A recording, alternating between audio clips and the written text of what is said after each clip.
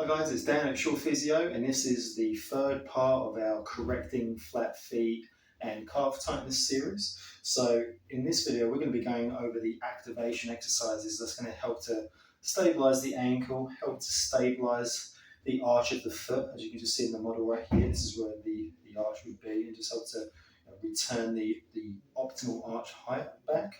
And again, just help to bring back that range of motion that we've lost due to having those really tight calf muscles.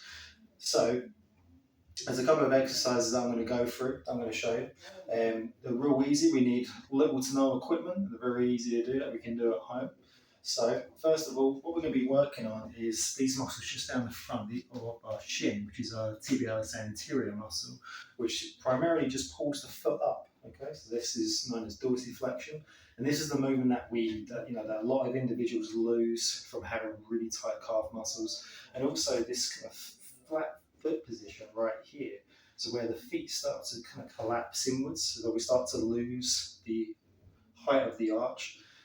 You'll know it as pronation. Okay, so when we hear that people are overpronated, that's basically what they mean, that their feet are collapsing, they're losing the arch, the arch on their foot.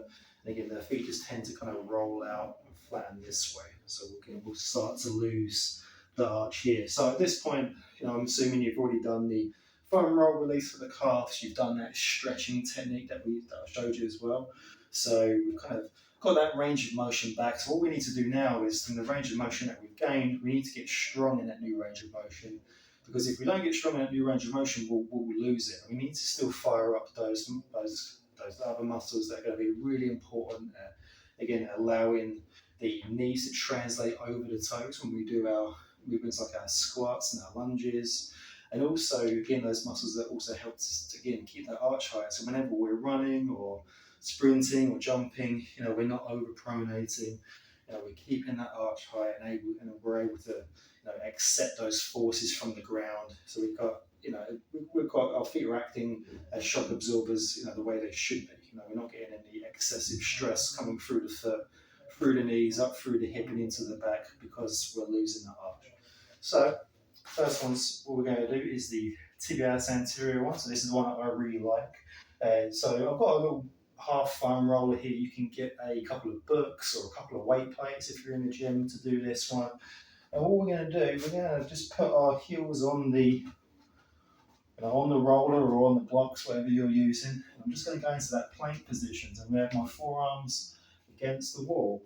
And what this does, it just gives me a little bit of height back, a little bit of range of motion back that I can move into.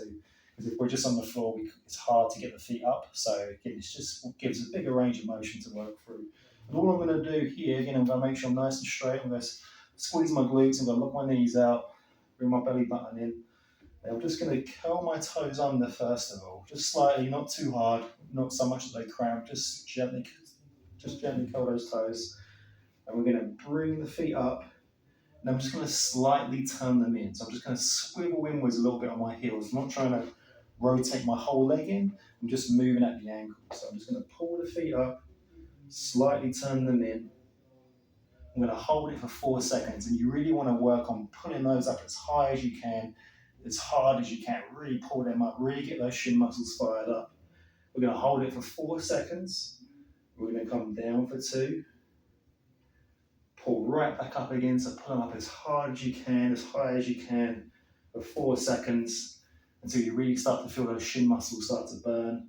Come back down. And again, really pull them up. Hold it in there for 4 seconds, really pull them up as high as you can. And we're coming back down again. Okay, so that's our tibialis anterior. Again, ideally we want to be doing that for 12 to 20 reps at that 2-4-2 tempo. So that's going to be upward 2, hold for 4 seconds. Again, really pull them up, really hold them, pull them as high as you can, really pull them up as hard as possible, and then come back down for 2. And again, we're going to repeat that for 12 to 20 repetitions.